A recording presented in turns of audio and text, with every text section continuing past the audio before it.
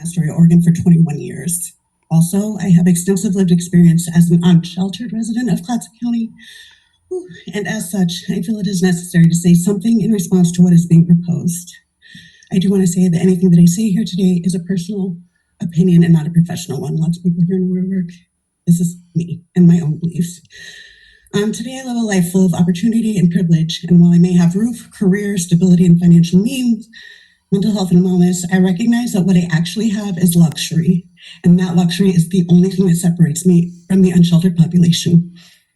I don't deny that there are glaring problems and gigantic holes in our current system that urgently need addressing, but it feels very much as though we are discussing this as if the unsheltered and the housed are on separate sides of an unbridgeable chasm and not of one community. What is currently being proposed as a solution is an arguably a violation of human rights. And while it is not a direct violation of Constitution, should the penalties or consequences become disproportionate to the actual act of infringement of the civil exclusion as outlined in Section 3, it then does become a violation of Constitution. I wholeheartedly empathize for and understand the reasoning that we need to find solutions. And I agree that finding proper and humane ways of navigating these offenses are of detriment to the greater good and public safety.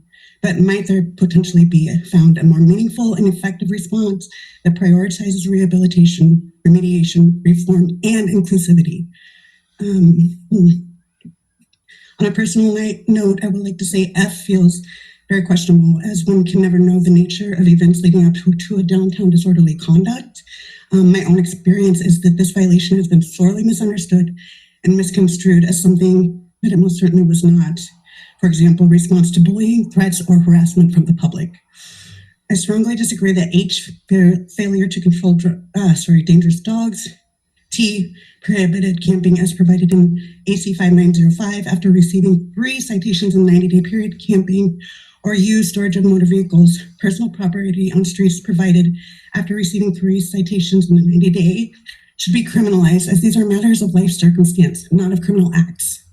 I think here it would be worth noting that Portland has received severe public backlash for instituting exclusion zones, as they found it was impossible to argue in a court that when criminalizing things that only unsheltered humans do, inevitably you are criminalizing homelessness itself. Being that I only have 3 minutes left with you, I'm going to try to get to the end. If I don't, hopefully I'll get another opportunity to do so. I would like to mention Article 2 of the Human Rights. I'm going to reference 1, 2, 3, 4. Oh, dang it. Great. Thank you. Rights.